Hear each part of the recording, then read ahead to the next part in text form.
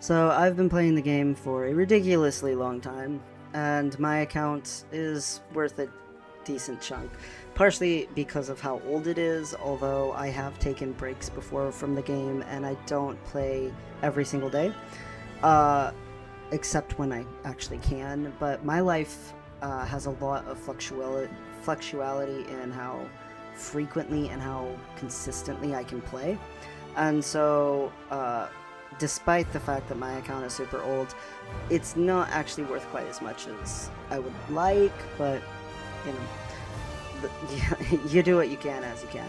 I have a bunch of characters here. This is my very first character I made in beta, so I've already gotten my birthday gift for the year for this character. Never have changed anything except the outfit.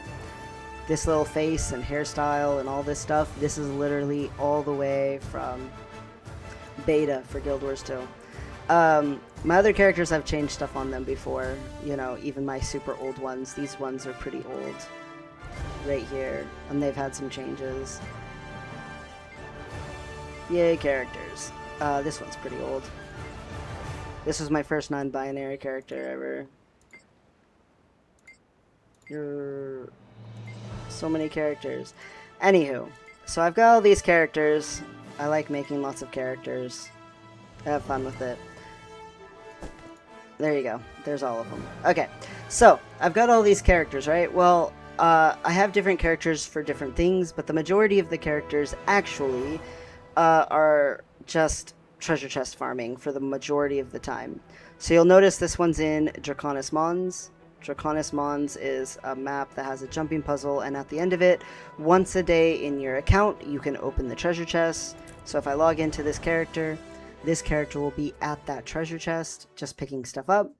If I ever want to play this character for something specific, I can always put him back here because there's almost always a tag here that you can use a teleport to friend to. And believe me, I have so many teleport to friends. I couldn't use up all the stacks of them if I tried. So, yeah, I can always put him back here if I want to, but every single day that I play, I log into my treasure chest characters. So this guy right here, he just gets this chest. The other couple of places that I have somebody is this girl right here. She's in Biora Marshes. It is where the big giant chests are there. I obviously have the masteries to be able to open those large chests, and that's nice loot. I also have this boy. He is in Crystal Oasis. He's well, here, I guess I'll log into them and show where they're at, just for the funsies of it. So, she is going to be up by the treasure chests that are on the big waterfall. So, she's up here in this corner, so that she can grab these chests up here. So, she's by this little Norn chest. Right over here is the large chest. Right down there, you can't see it right now, is the medium chest. And then down here are a couple of small chests. And if you fly onto that platform right there, there's another Norn chest. If you go up over there, there's another large chest, another medium chest, another Norn chest. And keep going a little further, there's a couple more small chests. And so on and so forth. So anyway, I don't typically do all of them every day because it takes too much time for me, so I typically just grab the ones over here by this waterfall. But yeah, so she is right here, and this is not a jumping puzzle necessarily, it's just where she's at. This little boy, he's in Crystal Oasis at the 3 chests in the Jackal puzzle. There are not usually always people here, but you can totally use a sky scale to get up in here. So in Crystal Oasis, here's the main city, Amnoon, and here is where I keep him. And I just keep him in these little corners. He goes, grabs the chest, goes stand in that corner. Next day, he starts in that corner, grabs the chest, ends up in this corner, just goes back and forth.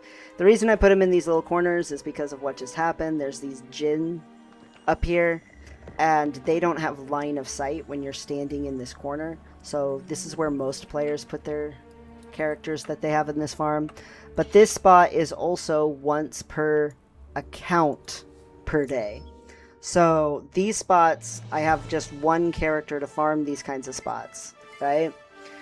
This boy right here, I keep him for fun in Mount Maelstrom at the jumping puzzle, not to do the jumping puzzle, but because I have made myself, you can't see them right now because I already harvested them today, but I made myself the legendary kudzu, and it unlocks right here a um, garden at this jumping puzzle in Mount Maelstrom.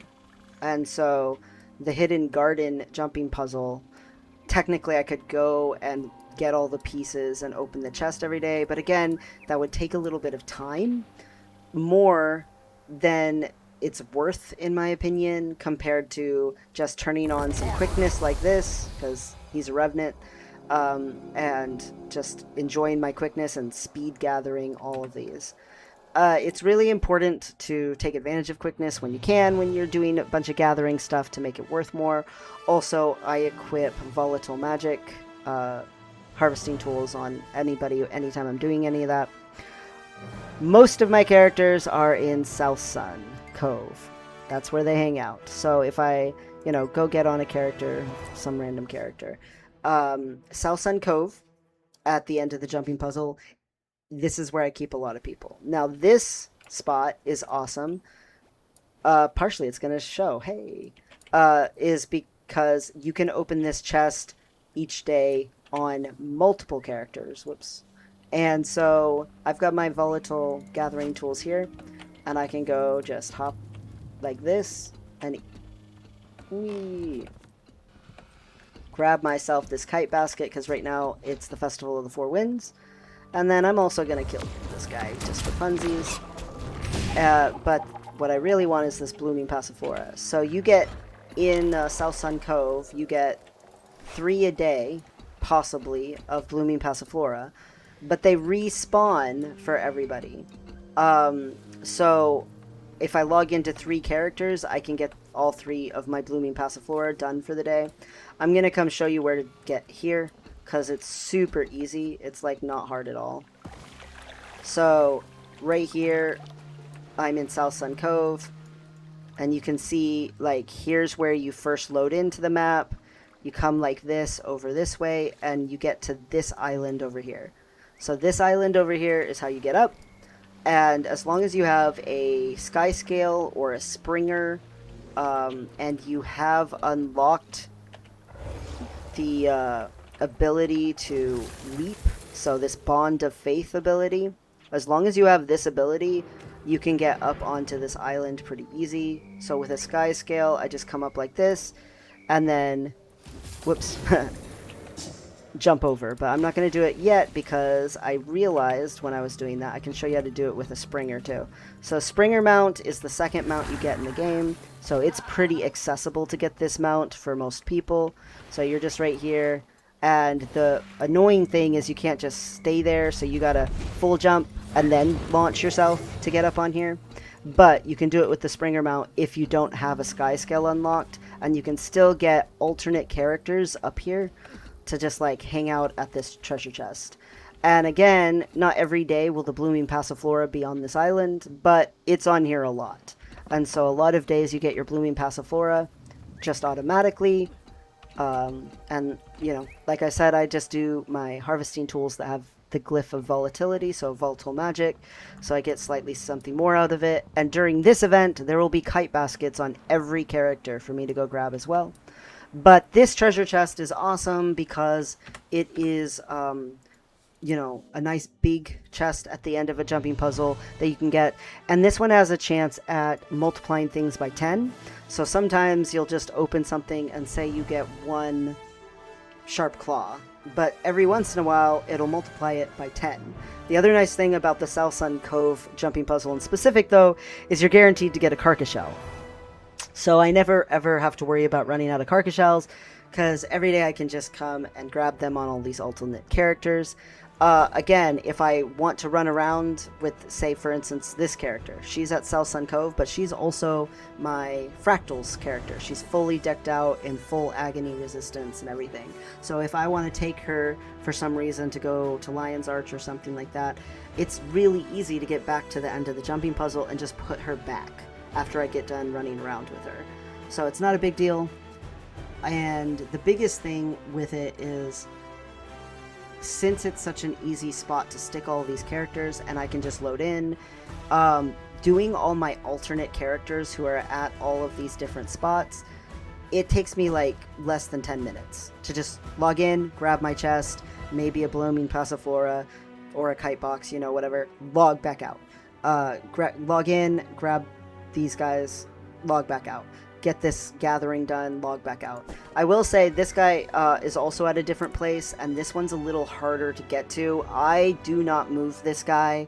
I try not to play with this guy because getting back to this spot can be a pain. Sometimes there's someone here with a commander tag and you can teleport to friend to them, but not always. Unfortunately, this one is a little harder. So he's in Kaineng City at the end of the jumping puzzle that's up here in Old Kaineng. And this jumping puzzle comes with runestones, so I like to leave him here, but it means that I really don't get to play this guy, which is a pity because, you know, I actually like this guy. I think, you know, he's got the cool swords and stuff like that, but at the same time, once I got him through the jumping puzzle, I was kind of like, screw it, I don't want to have to do that all the time, this jumping puzzle sucks. You know, and there's just not always commanders here to get you back up. If you want to try to teleport to a friend commander, try to do it right after reset, because that's the most likely time that someone might be here to do that. But it is kind of nice to get the Jade Runestones. So this dude, you know, he gets me Jade Runestones, but I don't mess around with him. The other character who's an alternate character that I have at a spot is my Key Farmer. So once a week, I make a Key Farmer if I can, if I actually get up the time to do it. It takes like, you know, less than half an hour to get it, and you get a free, you know, actual key. The way that you do that is you just make this person, and I have a ton of auto level up boosters. So, you know what, I'll just go show, because I can put her back at the end of this jumping puzzle pretty easy too.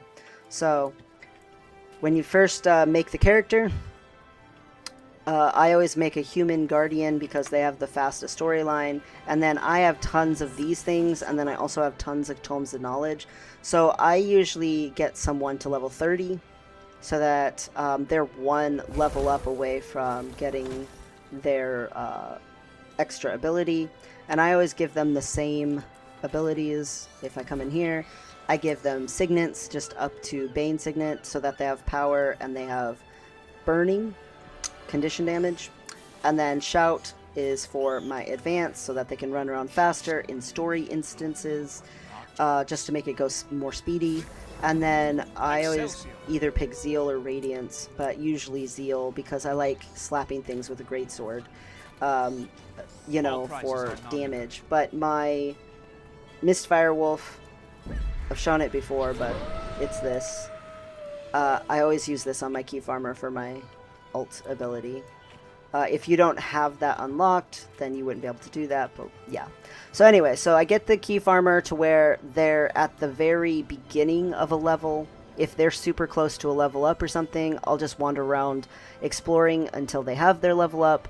And then after they've gotten their key from doing the level 10 storyline for the Human Guardian, for having common, growing up, not rich and not poor, and then having the, you know, never knew who my parents were thing. I don't really go further. I know people who do key farming all the way quite a bit because you're guaranteed a Black Lion chest key from certain story instances just from completing them. I don't go through all of that. I don't have time for that. So I just make this little Key Farmer, right? So she's done. As soon as she's done, I just take off, you know, all of her equipment, except for, you know, this Heroes Band is again something that I have from the collector's edition of the original. It's not something that most people will probably have. And this Aqua Breather is worth nothing and you can't salvage it, and then you can't salvage these. But everything else, I either salvage it or vendor it for whatever few coppers it has. And then I like to take my Key Farmers and I put them at the end of this jumping puzzle over here for this magnificent chest. And that way, since I can't do anything else until the next week when I make a new key farmer again, they just become another alternate character who I log into on treasure chests. And again, you use this leap of faith and just leap over. Whoops! Oh, I missed. Wow. That doesn't happen very often. You leap over onto the end of the jumping puzzle, and then you just drop her off there at the end of the jumping puzzle to collect loot. So once a week, I delete this character after making sure, obviously, her bag's empty. And then I, remake the character again. And I remake the character to be, my key farmer again. There we go. I didn't miss that time. Anyway, so yeah, you just leap of faith onto the end of the jumping puzzle. Use your advance to go faster. But yeah, the end of the jumping puzzle's right in here, and it's a magnificent chest, so it's a decent sized chest. And also, the nice thing is, since she's lower level, she has really good chances of getting like silver doubloons and stuff like that. So yeah, I leave her here. So once a day, I can log in to all these alternate characters that I'm not actively playing, and just go grab whatever loot I want off of them and call it good. And it takes less than 10 minutes to open those treasure chests and to gather from the garden. But that's not all. So that's less than 10 minutes of a daily farm for me, right? Well, I have some other characters that I am doing stuff on. So like I said, if I happen to feel like doing fractals, I do it on this girl. I do not do fractals that often. I can do fractals, but I don't know. I'd rather do other things. And I know fractals are good money. I understand that. I don't deny that. Gold per hour is decent. I don't know. I don't do a lot of fractals. So yeah, there's that. Right now, this character is doing the Festival of the Four Winds, so I like to go get all of the adventures done for Festival of Four Winds, do a boss blitz, and if I happen to log in close to a treasure hunt, maybe I'll do that.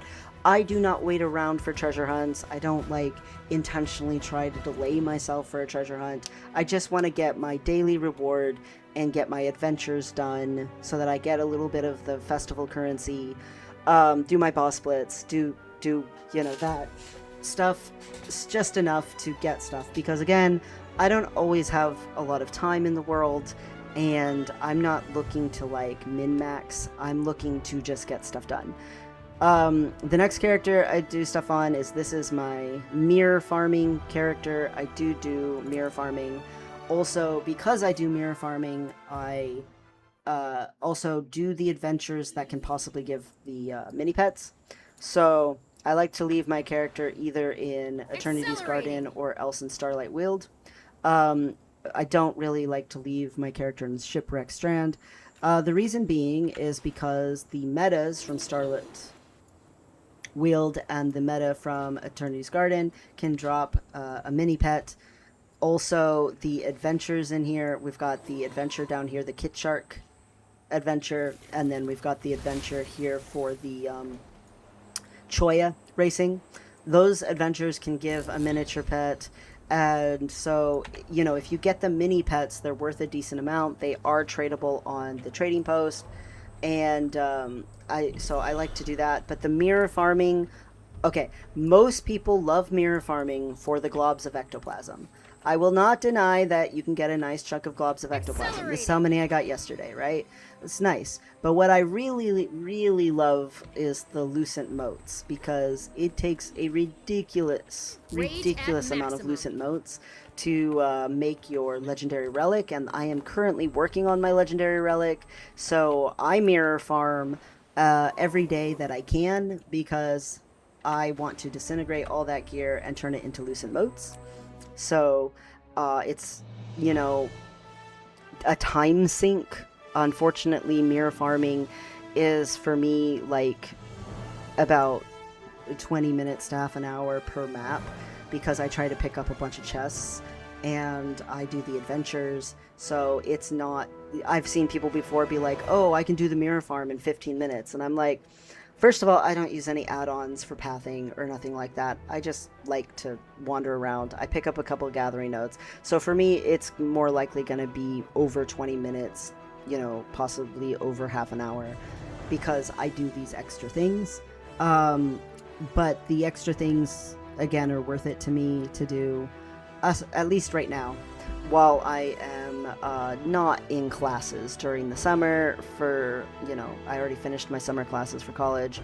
Um, and I have not started fall classes yet, so I've been doing the mirror farm every day on this character. And then this is my World versus World character, so she is at South Sun Cove, this char, and she does open the chest just like, a alternate character would, right? Just like this guy who I don't play very often. Just like he opens the chest, this one opens the chest too. But this one I play on a lot because my guild does World versus World every Tuesday, Thursday, and Saturday night, and I do help command for World versus Worlds. This is a Wells Necro, and I very much enjoy World versus World and hanging out with everyone and doing that kind of stuff. So this character I do play time on, a significant amount of play time on.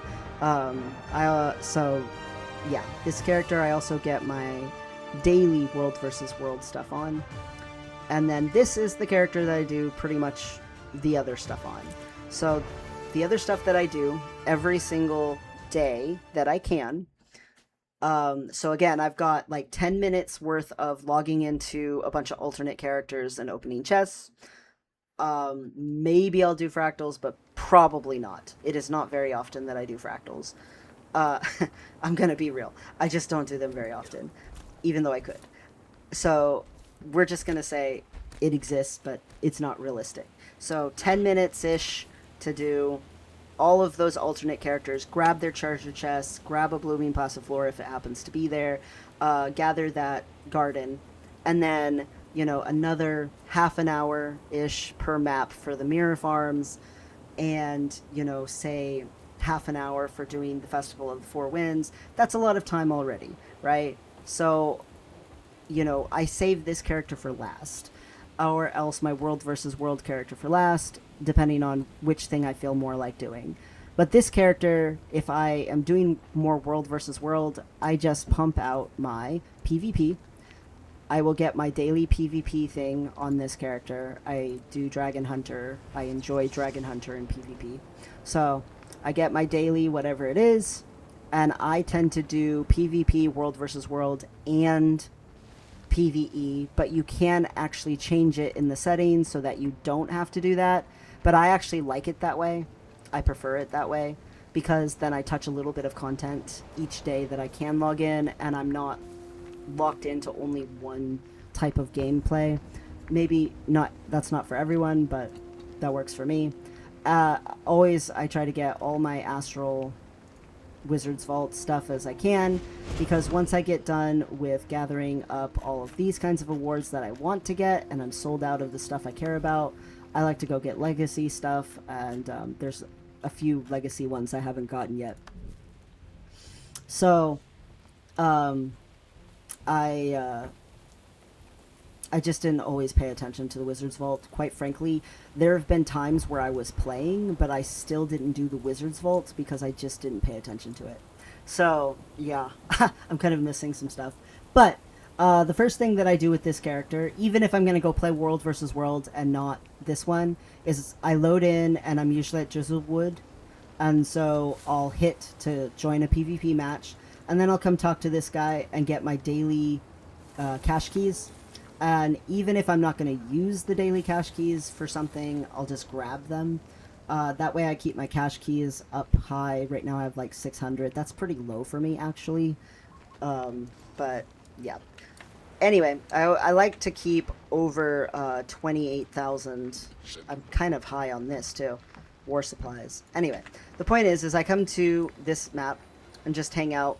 If it happens to be, like, right now, where they're on the verge of doing a primary loot game thing where they're either about to be right here or about to be right here, then I'll probably stay and grab the loot. So like right now, there's about to be this, and then there'll be the cache keepers. And then, you know, I would normally stay for that. I would stay and help with this meta and then go grab all the cache keepers with everybody. But right now, we're not doing that because I'm going to show you other things to do. But I love Drizzlewood Coast, and people will be like, oh, it takes so long. Well, if they happen to be, like, say, only right, like, down here or something, and they still have most of the map to climb up to this point, I'm not going to stick around for that anyway, so it's fine. Or if they're only, like, right here, and they're not even close to here, okay, cool. Cool beans. I won't stick around for that. It's not a big deal. So I treat it that way. Not every day am I going to end up grabbing a bunch of cache keeper loot, but I, on the days that it's there, do go around and grab it because it doesn't take that long and it's like a lot of loot. And the days that I don't do that, I just get my keys keep building up. So it works out either way. But even besides that, on this character, every single day that I log into this character, whoops, wrong thing, I go to my home instance, and when I go to my home instance, I gather that.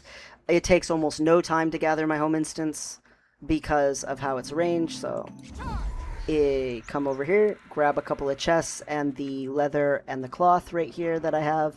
I have a decked out home instance, like I have every node. I have had every node since before, you know, in-game housing was a thing. But these harvesting collection boxes are super fast and easy to grab all the nodes from. So I gather them every single day on this character, and it takes basically no time at all. And my harvesting collection boxes have volatile glyphs equipped on them, so I get a bunch of volatile magic from that as well. And then I load into guild halls, and I actually have 4 different ranks of guild halls that have different types of nodes, so that I can gather from 4 different guild halls and get those, and that also takes almost no time. It takes maybe 2 minutes to load in and out of the guild halls and grab all of that. Oh wow, I made it back in time to do it. Screw it, let's go do it. So, you just go take part in this event down here. All troops accounted for.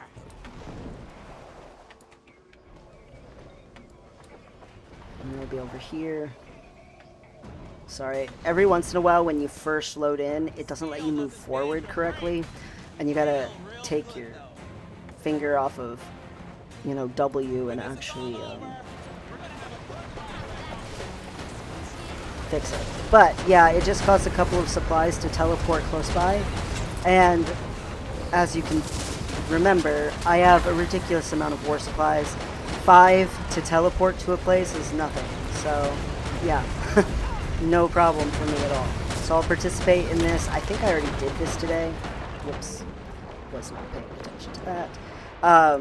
Neither was this person. But yeah, I think I already did this today, so I might not get the main chest, but I would still get all the side chests. And the more important thing is I still will get all the cache keepers.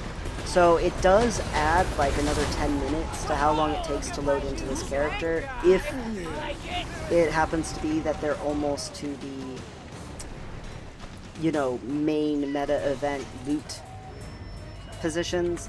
But that 10 minutes is really completely worth it. Like, to stop and say, yeah, I'll take the extra 10 minutes, it's fine.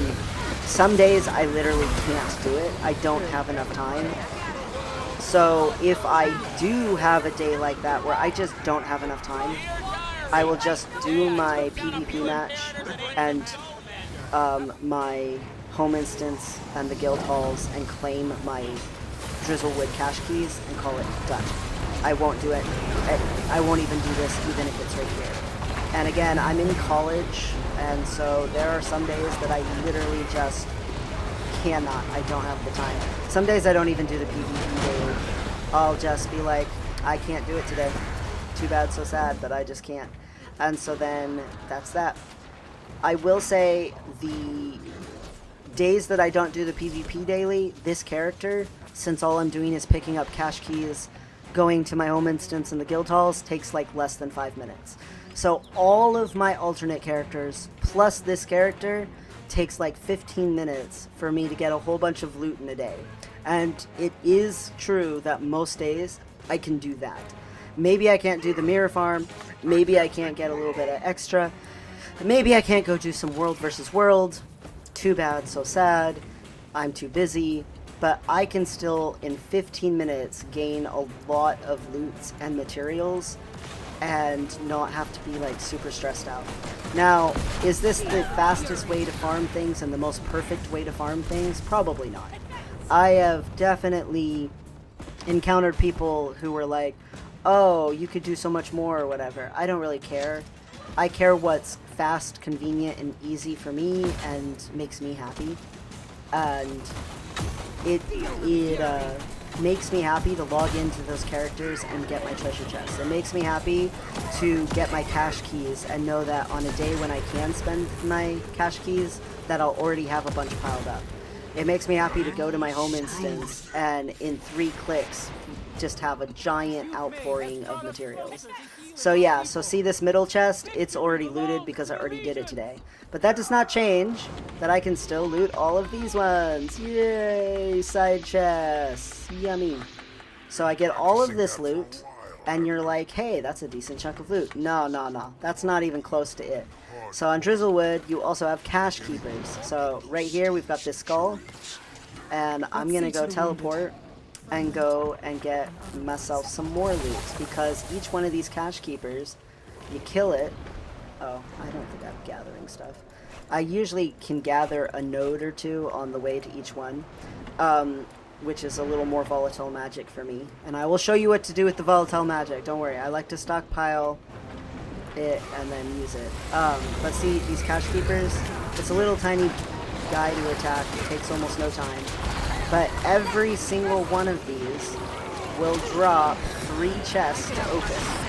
And they die pretty fast, and you go through to each one of the chest areas pretty fast. So not only do you get the loot from the chest that you get from killing the guy, but you also get 3 chests in here. And as long as you have cache keys, you can just open them up. So now there'll be the next one. Let's see, where's the next one? Right here. So now I'll teleport there. 5 supplies. But again, I have like over 33,000 supplies. And I get them partially when I kill these cache keeper guys.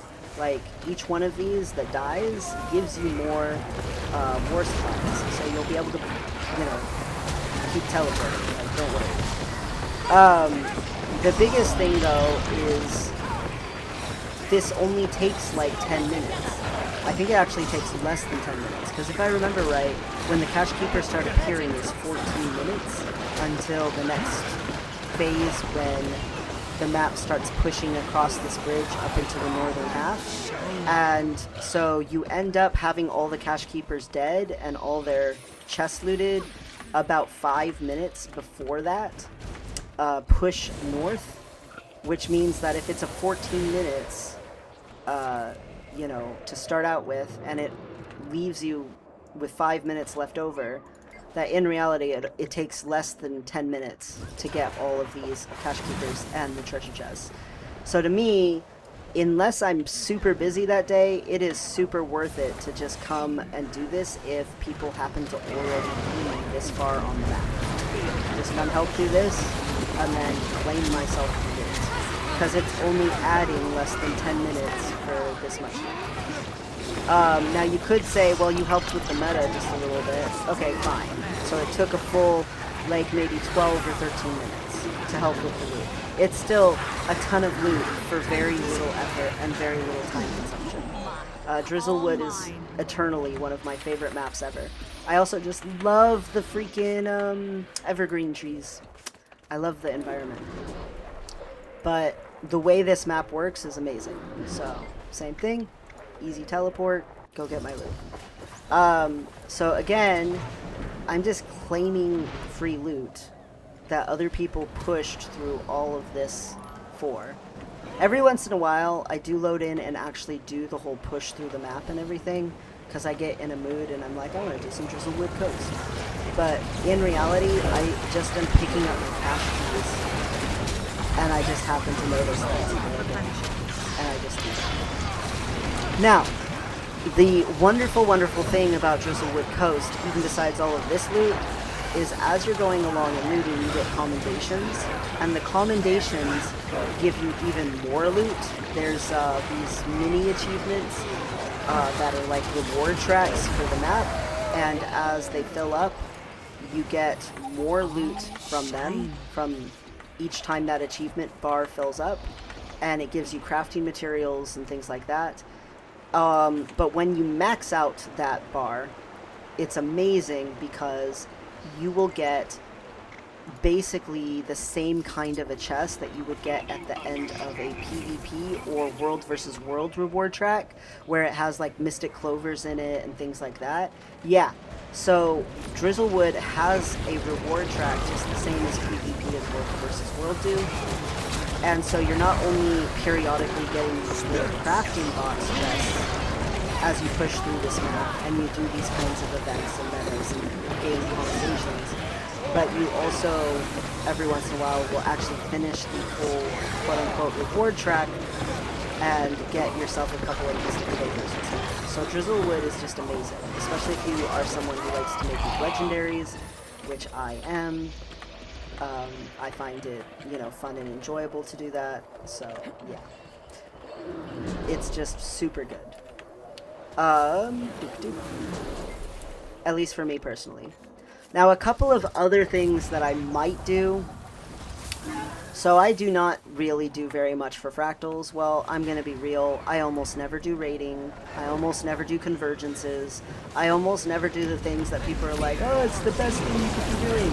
I don't know why, but it just doesn't feel as fun to me as stuff like this. Like, I like doing meta events. Sometimes I go chasing down world bosses.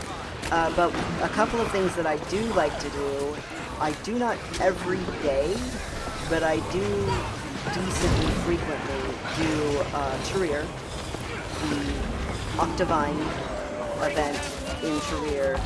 That world boss is just so fast and so quick. If you look it up online, it'll say that it takes like 20 minutes to do that event. That's bullcrap.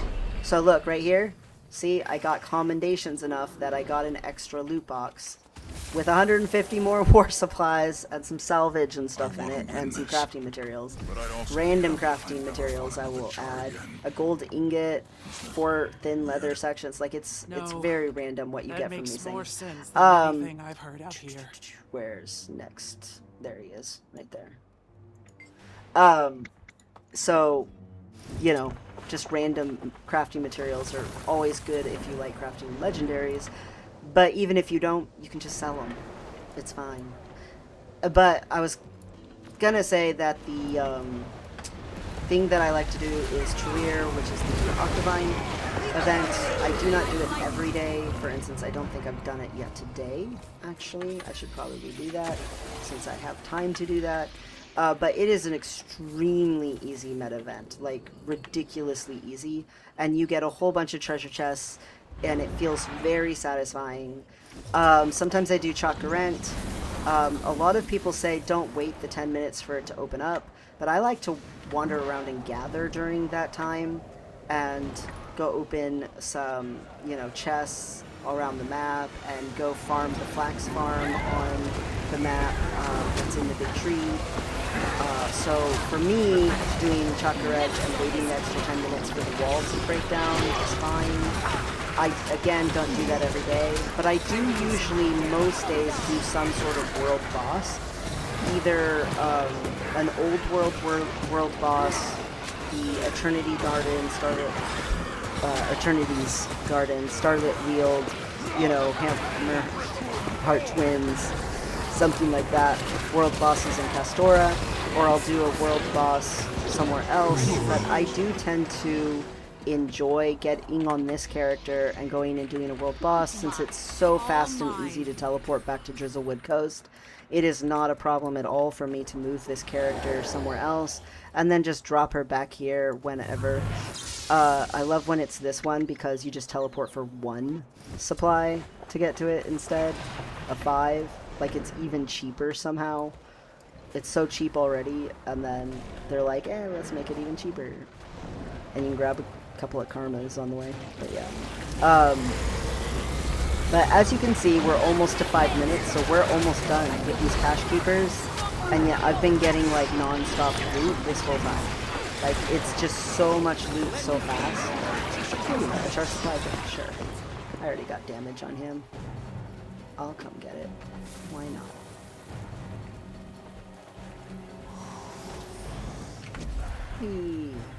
Every once in a while someone will open one of these. See, I got gold even though I ran over here.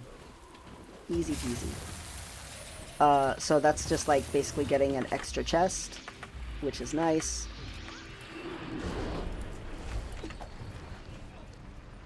Alright, there's this one. Sure, I'll go here. Why not? So I will show for a couple of the world bosses that I like the best. I'll show how to do that. I will say the one I like the most is probably for world bosses as far as super fast, you feel really rewarded for doing it, is the Octovine Interior. And if you listen to anyone else say how they get gold, they will probably tell you the same thing. It's just so fast and easy and so many reward chests. So it's really worth doing. After we get done with this, I will go see if either of those are, any of the ones that I usually like to do a lot. I tend to avoid the world bosses that are super long and time consuming. The more complicated or long their steps are to getting, done with, the less likely I am to do it, because again, I am not someone who usually has a lot of time. Okay, so there's all the cash keepers, all done. So there we go. It took that long, and I got all those treasure chests. They all dropped 3 big ones all by themselves. On the way to some of it, I grabbed another, supply drop. I grabbed, some gathering nodes. I didn't grab as much as I usually do because I was distracted by talking. At some point, I got a Black Lion chest key. So here's the crafting box, right, that I can get. So I already have all these recipes, so I don't need to worry about that. So I just get the crafting material coffer. So then there's even more loot. Got those. Even more loot. Yeah. Oh, look. I happen to get an orange instead of a yellow. So yay, lucky. Even more loot. So yeah, Drizzlewood Coast is amazing for getting rewarded for your time. Which is what I tend to like to do. I like to get rewarded for my time since I don't have a ton. So I'm gonna go open up this, and it is only dry top, nothing else. That's okay. I have guild halls for every one of the zones that are possible for a guild hall to be in. So for instance, this one right here, I can go load into the Gilded Hollow, and I'll still just have a free teleport directly into Auric Basin, which works just fine for me. So just come right here, up the stairs, and I'm in Auric Basin, and it costs me nothing. No teleport cost at all. So down here is where the loot will be in all of this whole area right here. It goes like like all of that, and there's treasure chests and all there. Oh, whoops, I gotta talk to this. There we go. I will say you need some masteries to be able to do some of this stuff, and I will point that out in a second. Right now, you will see a locked door because the defense event's not happening. Right now, they're doing defense preparations. But there are a couple of things you need, and one of them will be a couple of masteries to make it easier and good and all that, and the other is this guy right here. So try not to buy exalted keys from other vendors on the map. Try to buy them from this guy, because this guy sells them for the cheapest, and you can just buy, exalted keys from him pretty easy. I always, wow, I'm pretty low on keys, holy crap. I haven't done it in a few days, and apparently it's been eating at my supply. But yeah, if you do this every day, which again I do not, you can end up with a zillion keys to open the chests that will be down below. But you want to have minimum 27 keys so that you can open all the big chests and the great ones. I don't really open the little ones. I don't really find it worth my time, but you can. So I was gonna say, there's masteries, right? Oh, I should show you where Chakurent is too. So this is Tarir, and during the event, there'll be these 4 gates all locked shut, and so you just have to break your way in through what is called the Octovine, and then once you break in, there'll be all the treasure chests down in the bottom. Super fast, simple, easy, very direct. If you've never done it before, just hop into some group and don't worry, they'll help carry you and show you how to do it. Very, very friendly community for the most part in Guild Wars 2. Since I'm here, I'm gonna go grab myself some provisioner tokens while I'm thinking of it. I like to trade auric ingots for provisioner tokens because I have no use for auric ingots in any way, shape, or form. Mine. All mine. And if I happen to be here, then it's nice and easy to do so. And the provisioner for that is up in these canopy up in the north. So you can see down here's the city where I was, and the person I'm going to is right over here, up in this top corner, right before Verdant Brink. One of the bosses that's really great is the Matriarch in Verdant Brink. I should show you that too. But yeah, these bosses that are super fast and easy, I really like to get because they're so rewarding for the amount of time that you do them. So here's provisioner tokens for auric ingots. Love doing this, buying myself 5 in a day. Keeps me up with my provisioner tokens. And auric ingots you get just naturally by doing the meta event whenever it comes up. So, actually, when... I feel like the meta event's only like 15 minutes away, but anyway. So, Verdant Brink is another Heart of Thorns map that's amazing, and it also has a wonderful... Ooh. It's 25 minutes. Can I get there fast enough from here, flying up into the canopy section? So not only am I going to show you where it is, but maybe hopefully make it in time to get it myself. Wouldn't that be lovely?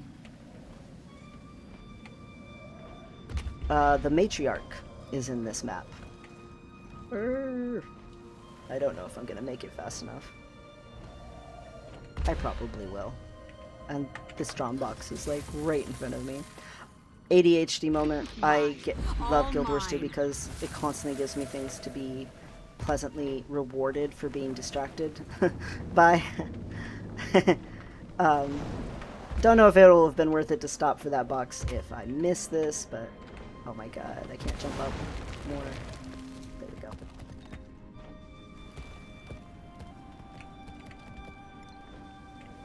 If I miss the Matriarch, that would be sad, but whatever. I don't think I'm going to. So I started way down in this corner. That is not where you usually start when you first load onto this map. You actually usually start on the other side of the map, way over here, But where we're headed is to this big thing here. It is where the Matriarch's going to be. And you can see there's already people waiting at it. There's a commander already there. Because the Matriarch dies super fast. She dies so fast. So you want to be here just a little bit ahead. I can't believe I got lucky enough to be loading in when she's here, because I did not intentionally do that at all. But yeah, so this platform right here where Peeps is hanging out, this is it. But it is not accessible on the ground floor. You need to be up in the high up canopy sections on this. And then once she loads in, we'll just slaughter her, and then that'll be that. Some of the masteries that are really important that you need for Hearts of Thorn, you need gliding. Just get some gliding of some kind. But for the Exalted, you need to be able to like actually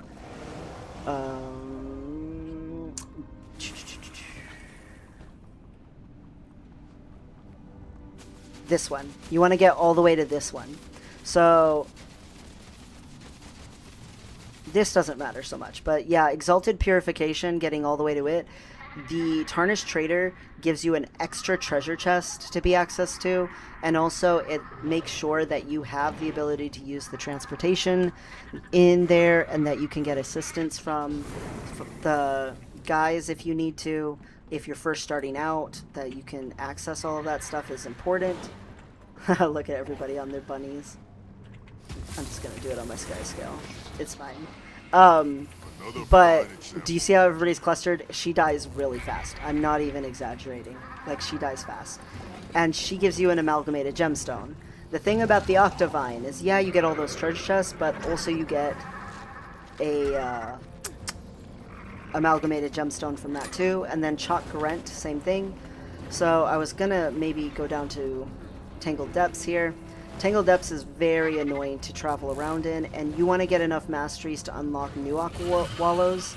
But basically, each one of these lanes will have a group that fights a boss on it, and then in the middle will be a treasure chest. So you want to fight your boss, and then fly into the middle, get your treasure chest, and then it will be like around 10-ish minute wait for this wall right here to get exploded, and there'll be some more treasure chests behind it. A lot of people just grab the center chest and don't wait for the wall to come down. If they want to do that, that's fine. Every once in a while I do that, but almost never. I usually wait for the wall, and I just wander around gathering and opening more chests. It means that my chest keys for the Tangled Depths is always my lowest amount of keys because I do that, but I don't mind because I still get a lot of extra loot. And I use all the currencies, I use all the loots from these maps a lot. I use them to make extra gold. Because at the vendors, there are things that you can buy with the currencies to make extra gold to sell on the trading post, or to put towards making legendaries. And as I've said before, I like making legendaries. So here she is, she's loading in. She loads in just before the 20-minute mark. So that's how I knew it was almost time for her, is because of what time it was.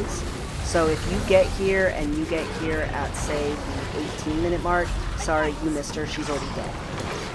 I can guarantee you she will not still be alive. Sometimes people go around and kill other bosses as well, because you can get, you know, more loot that way from doing it.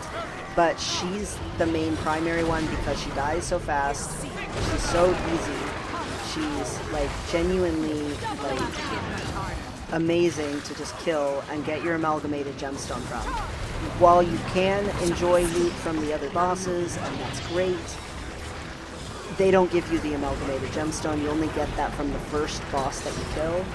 If you get here, say at 18 minutes, she's dead. But people are talking about that they're killing frogs, or they're killing the Patriarch or something like that. You can go help kill that boss and you'll still get your amalgamated gemstone. So don't actually think that she's the only source of an amalgamated gemstone. Really? We didn't break it? Well, I guess I didn't try very hard myself, so I guess I can complain about other people not trying very hard. She is not the only way that you can get that amalgamated gemstone. She's just the fast, super easy, what everybody does way of it. Technically, if you didn't kill her, but you killed a different boss, you get the amalgamated gemstone still. So if you can convince people to go kill the other bosses too, cool beans. But unless people are farming like crowbars for opening stuff with, or something like that, a lot of the time, people do not bother with the other bosses at all that are up here in the canopy, because they're too busy doing other things, like, and they want to min-max their gold per hour. That's pretty normal that people want to do that. Wow.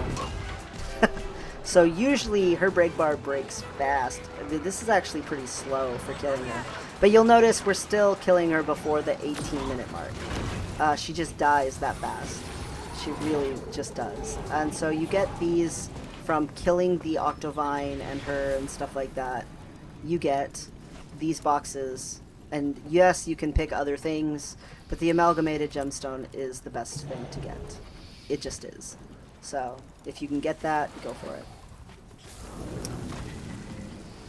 People want to go to the you know what, sure, I'll do it. So another thing that I do sometimes but not every single day, and yes, the teleport is all the way to Gendarnfield, so it's a little painful, but you come here to either Gendarnfields to Timberline Falls, which is down here, or else golly, why am I not thinking of the last map? Anyway, the point is it Iron Marshes? Anyway, the point is, there's these big glowy guys. They're anomaly guys, and if you go, you can kill him. He dies pretty fast. Like, genuinely, he dies pretty fast. And he gives you a guaranteed Mystic Coin, and the Mystic Coins are very worthwhile. You need those for making legendaries. You need those, and you can trade them on the trading post if you don't need those for something else, but you need those for a lot of things even besides legendaries. So Mystic Coins are wonderful to farm, and a lot of people come kill the anomaly just to get their Mystic Coins. I do not do this every day. I know that a lot of people do it every day, but for me, again, I don't always have all the time in the world, so usually I can only get in like one boss, and I just have to pick which boss that is. So I usually pick the Octovine, I'm not gonna lie, if I'm gonna have to do only one boss, or else maybe like Eternity's Garden or something like that. I pick one big boss or meta to do in a day. But yeah, today I'm doing extra because I actually have time to do so.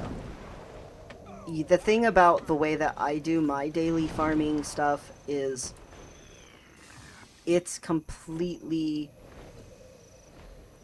based on how much time I have in that day, and I know I can cut things off or add things on depending on how much time I have. So if I only have like 10 minutes and I know it, I know the only thing I'm going to do is go log into my alternate characters, gather treasure chests, and log out. If I have 15 minutes, I know I'm going to do my home instance and guild halls and my Drizzlewood cache keys and my alternate characters, and that's it. I know if I have, like, say, an hour to play, that I'm going to do those things. I'm going to go farm whatever festival is currently happening, which right now it's Festival of the Four Winds, because that'll probably take me like 15-20 minutes. And then I'll go do a mirror farm on at least one map. If I have more than an hour, say I have 2 hours, well, at that point, then things expand quite a bit, because I can do, say, another mirror farm. I can do some PvP match, which PvP match usually only takes like 5 minutes maximum to get into a match, and then the match itself takes like 10-15 minutes, so it's pretty fast. I can do some World versus World, which will make my heart happy. I usually do at least my World versus World daily, but World versus World dailies are really fast. They're like, go capture a sentry point or a camp. They're not complicated or hard. So yeah, I'll get my daily astral stuff if I can, but I don't actually prioritize my daily astral stuff as much as I probably should. I actually prioritize just grabbing some treasure chests and being happy. Maybe that seems silly to some people, but that's the thing, is some days I literally only have 10 minutes. Some days I don't even have 10 minutes. So I need to just go grab what I can as I can. I do really like, while waiting for bosses, in between things to go gather. I have always really liked just wandering around gathering, or doing random little things or events, or sometimes just some jumping puzzle or something. Just some random thing on a map. I just tend to be that way.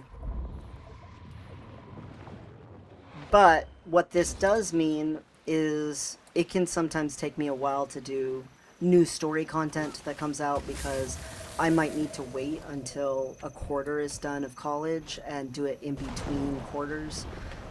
Sometimes it takes me a while to finish a task, but the thing is because I consistently do these kinds of things most days, when I go to do a task, have a much easier time doing it. So for instance, I need more Lucent Motes to make a relic, a legendary relic, but even though I need more Lucent Motes, I have every other thing to make a legendary relic besides the Lucent Motes. I already have all of it. I don't need to stress about it at all. The thing is this summer I already made multiple legendaries. I finally got my Twice Told Legend. I decided to make 2 spears, so I made 2 of these so that I can have one for underwater stuff and one for land stuff. And I did my Twice Told Legend. I've wanted to have that Twice Told Legendness ever since, like, I first saw someone with it. Like, I was like, oh wow. So I have a character who runs around with that title. This character's title is Faithful, but anyway. So I made both of these this summer. I made Conflux this summer, and I also made a legendary sigil this summer. I'm not sure where I put it, but did I not put my legendary sigil on this character? Wow. Did I put it on underwater? Oh my god, I put it under whatever. I'll fix that later. I don't know why I did that on this character. But anyway, the point is, I had so many stockpiled, like, Mystic Clovers and, you know, stuff like that. I had so much stuff stockpiled because I had had a really tough year and I wasn't able to make a legendary for quite a while. Like, my last legendary I made before those ones was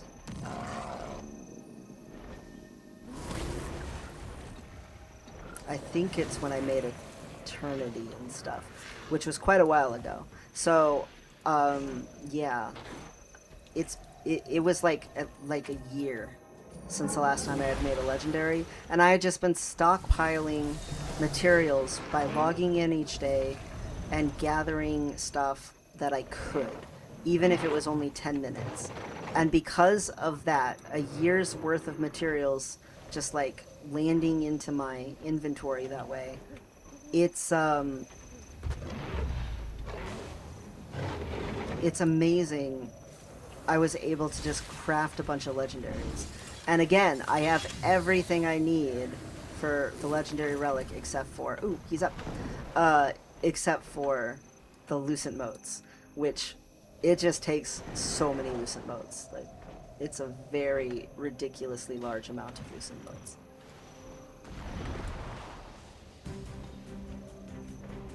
So here he is, big leyline anomaly guy. So anomaly guy dies very fast. You just kind of chase him down until he's to the point where you've got to kill like these right here, these anomaly fragments, and you just kill him and try to keep him from getting to him. It's really not complicated. For the most part, you could literally just wander around not attempting to do anything except for like spam one. Because it's that easy to do this. But so he's just standing here crouched like this anomaly guy, right? He's just made out of like raw leyline magic. Knowledge is power. But eventually he'll stand up, and then we can beat him up, and he dies. And once he dies, you get a free Mystic Coin, and that's it. That's the whole thing. Now, if, you know, there weren't a ton of people here and stuff, technically, if you don't actually kill him when he stands up, he'll run around all over the map, and you gotta chase him and do this again. But look at how fast his life is moving. Like, seriously, this guy dies so fast. Look, I got silver, and I still get my mystic coin. Yay! So yeah, that's why everyone loves this guy and loves to do him every day, because he's fast, he's simple, and you get an automatic mystic coin.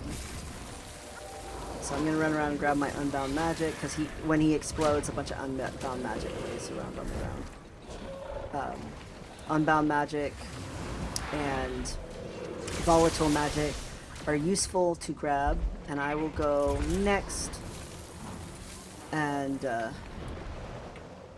well, one second. Chakrent's about to happen. Whatever. I'll do that in a minute, maybe. So the next thing I like to do is I'll go here. So every once in a while, once I've built up a whole bunch of unbound magic, I can come here to Ember Bay, and I can talk to this guy who's right here and get these magic warp bundles. I recently did this, so I have almost no unbound magic right now. I just spent like over 100,000 unbound magic. But the magic warped bundles have a random chance to give you some decent loot, and whenever I come and do that, I usually gather this petrified stump that's right here, the mithril that's right there, All mine. because it's there. It's like fast and easy.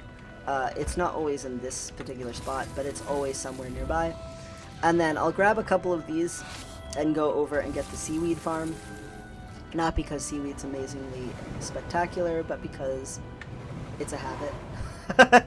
Like, quite frankly, that's the thing about how I stay rich, how I have thousands of gold, how I make legendaries. I have, like, not very much time, but I have habits. And they're comforting and routine to me and make me feel nice and cozy. Technically, sometimes I drop down and I grab, you know, ore and other things besides the seaweed. I'll just do that, why not? As you can see, I don't play with any add-ons. I don't have anything like spectacular going on here. And yet I always have minimum 1,500 gold in my bag and wallet, you know, at all times. Because I just am consistently doing these things each day. Seaweed farm. So the seaweed farm is right here. So if you swim down under the P, you'll almost end up at it on Sulphurous Deep, on the words on the map. Anyway, so here's the seaweed farm. Easy peasy.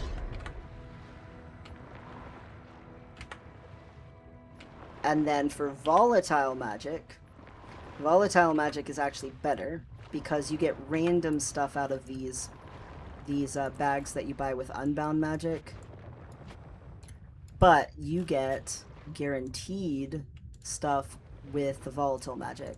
Now, people have told me before, oh, but you can get more money from using the currencies from the maps and just go do that.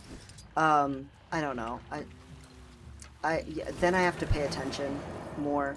And again, I'm a guy who doesn't always have the most time in the world, so I don't necessarily like to pay attention too much.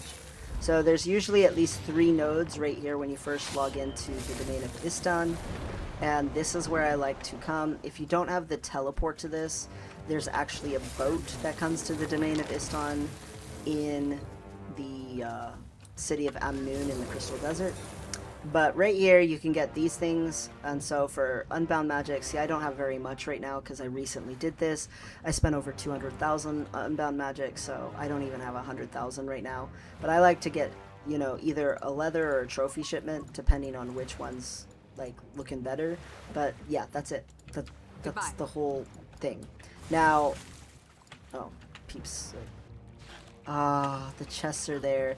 If I load here and the event just happens to be going on, then I'll go grab treasure chests. I do not go out of my way to do it. It's kind of like with Drizzlewood Coast, where it's like, oh, it's there. I guess I better go grab myself some free treasure loot. But I always come to the Domain of Istan for switching out my stuff. because the vendor is just like right there. You don't have to wander around or anything. Some of the other maps, they're just slightly further away, and it's too much of a time sink for me.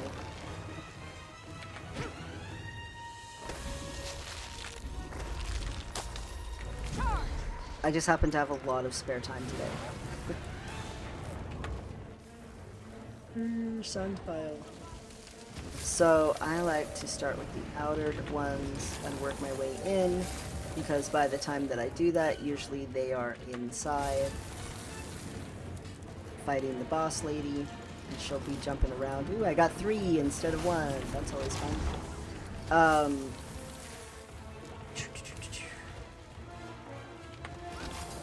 That is always great. So see, just literally the event already happens to be being moved along. The chests are already laying here.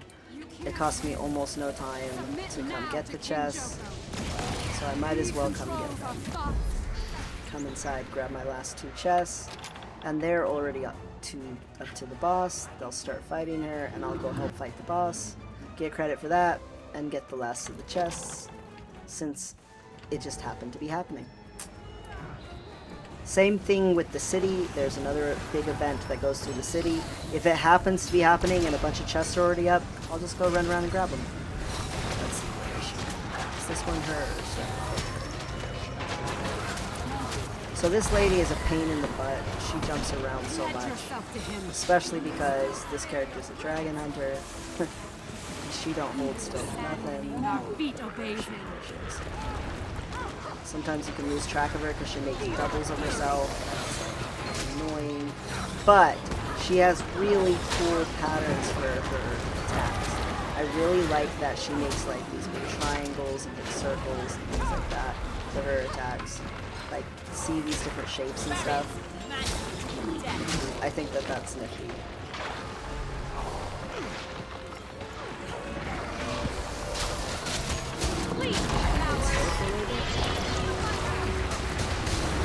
Circles. Oh, she's jumping around again. See, she's a very bouncy lady.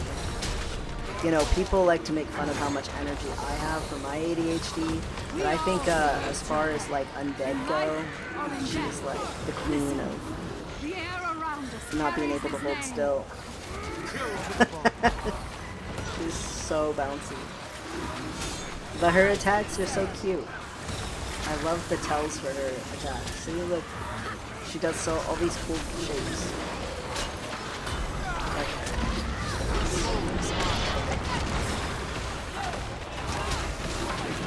Your cause is doomed. All this effort wasted. That was a waste. She was already broken. If you ever fight this lady, don't try to get out of this wall. Just range her. Just range attack. Don't even bother. I feel good. She's gonna jump around anyway. She's fine holding still, possibly. Why struggle like this? Why deny his truth? Watch flames dance in his honor. Jumping around some more, but she's to 20%. Anyway, so yeah, I like to come and do volatile magic. And I like to come and do Unbound Magic whenever they get full up. At Yora Marshes, you get a bunch of the ice shards, and people, you know, you trade them for currencies for Season 4 stuff, and they can be turned, if you use them, into Unbound Magic, and you can buy even more of the chests. And I tend to do that for the most part. Now, people make fun of me a little for that, but it's just fast and easy for me. In reality, you can get more gold per hour if you want to min-max, which again, I don't really care about min-maxing. I care about having fun without being too time-consuming, and not having to pay attention too much to too many things. But if you wanted to, you could actually go and make more money, and I'll show you how to do that. Yeah, I think it is in here. Yeah, Eye of the North. So if we go to the Eye of the North, in here, you can trade the currencies instead of the Unbound Magic itself, and you can get the tokens that you can trade for these baggies. Oh, food. So you come over here and you can talk to the seal people, and you can get Skrit supply boxes right here. So these Tyrian defense seals, you can trade those season 4 currencies for Tyrian defense seals, and you can get yourself a Skrit supply box, right? So Always a pleasure. loot, open it up, and it comes with random materials. And look, wool scraps, they're pretty decently useful. So yeah, these boxes that you can get, the thing is you gotta try to pay attention to which kind of things come from which boxes and which stuff is actually selling for the most on the market right now. And I know there's websites for that, so if you're really into that, feel free, do it, but I don't do it.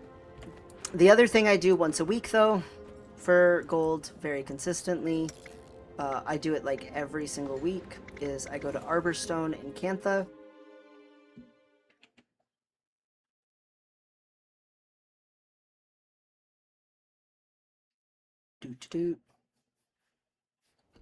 There we go.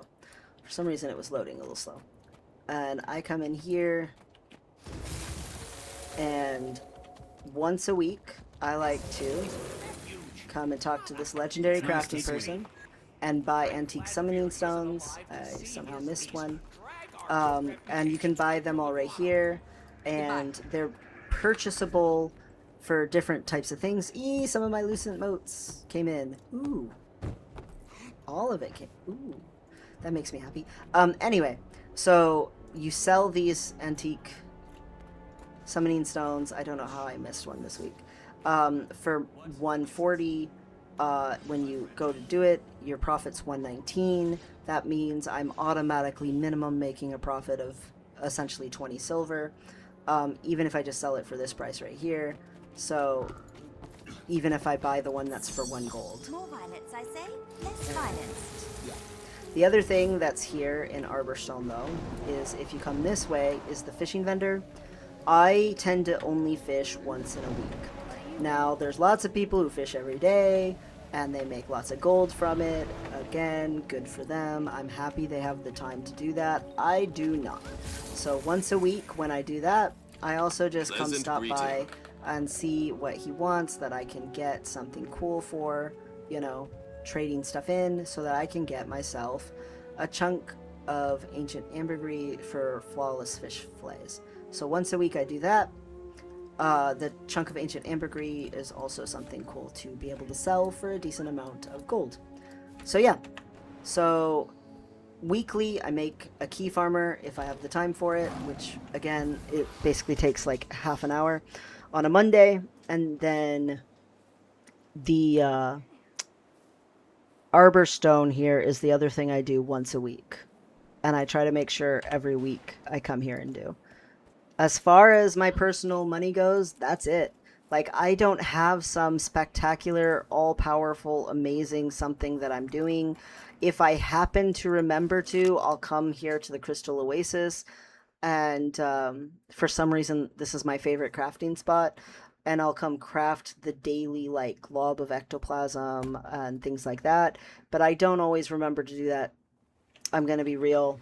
I do that maybe, like, 2-3 days a week. I just don't remember. It's sort of a side activity. Sometimes I like to do the piñata. So see these right here? See, I have not made them yet today. So I could craft these. But see, I have a stockpile of them. Even though I don't do it every day, I still have a decent chunk of them. Even though I like crafting legendaries. And they get used up. I still, even though I don't do it every day, have enough of them to make legendaries without a problem. The other thing I really need to be making some more of are some piles of Lucent Crystal, so I can make my legendary relic. Also, so I can have some bag space back, because I just bought a bunch. So I farm Lucent Crystals, Lucent Motes, and I've been buying a little bit of them with some buy orders, so whenever they happen to come in, then I can turn them into piles of lucent crystal. I figure if I do it that way, it won't cost me the full incredibly large amount that it would cost to get 187,500, I think is the number, 1,000 lucent motes. And I can do partially purchase and partially earning them and reduce the cost of it. But yeah, it's super expensive, the amount of lucent motes you need for a legendary relic. But I want a legendary relic, so I'm doing it anyway. But yeah, even crafting doesn't take very long. Easy peasy. Doot doot. And yeah, that's about it. That is it. Other than that, I go do fun things. I go solve an achievement, or do story content, or go get a new mastery point, or, you know, make something fun happen for myself, or maybe I'll actually go do some fractals, or maybe I'll go wandering around doing meta trains and gathering on a map, doing some of the farming spots. Like, it's pretty random. It really is what I do beyond that. But once a day, just log into alternate characters, grab their chests, log into this character and do a PvP thing, log into, you know, my world versus world character, do a world versus world thing that's needed for the daily astral rewards, do my home instance and my guild halls, and then call it good if I need to. If I don't need to, then I'll do the festival stuff in the mirror farms. And after that, go kill maybe a boss or two, and then start just doing whatever. Because there's so many random things to do. Oh, and I get the Drizzlewood cache keys. And then once a week, I already showed you what I do once a week. Yeah, that's it. That's everything.